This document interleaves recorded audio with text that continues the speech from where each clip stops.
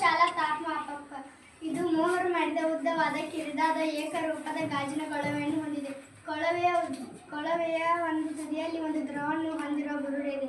ಬುರುಡೆಯ ಹೊರಗೆ ದ್ರವದ ಕಿರಿದಾದ ಸ್ತಂಭವನ್ನು ಕಾಣಬಹುದು.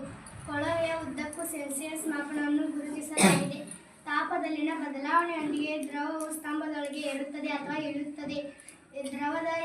ದ್ರವದ ಸ್ತಂಭದ ಮೇಲಿನ ಮಟ್ಟವು ಯಾವ ಸೆಲ್ಸಿಯಸ್ ಮಾಪನ ಗುರುತಿಗೆ ಹೊಂದಿಕೆ ಆಗುತ್ತದೋ ಅದು ತಾಪವಾಗಿರುತ್ತದೆ. ಈಗ ನಾವು ಪ್ರಯೋಗದ ಮೂಲಕ ನೋಡೋಣ. ಪ್ರಯೋಗಶಾಲಾ ತಾಪಮಾಪಕದ ಅಳತೆ 35 ಡಿಗ್ರಿ ಸೆಲ್ಸಿಯಸ್ ಆಗಿದೆ.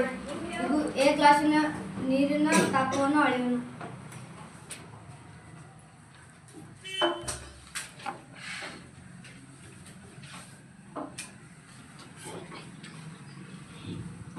ಎ ಗ್ಲಾಸಿನ ನೀರಿನ ಅಳತೆ 45 ಡಿಗ್ರಿ ಸೆಲ್ಸಿಯಸ್ ಆಗಿದೆ.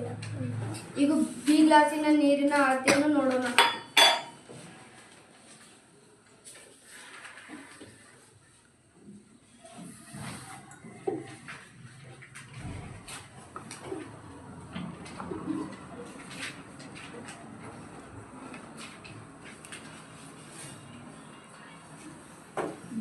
ಬಿ ಗ್ಲಾಸಿನ ನೀರಿನ ಅಳತೆ 52 ಡಿಗ್ರಿ ಸೆಲ್ಸಿಯಸ್ ಆಗಿದೆ.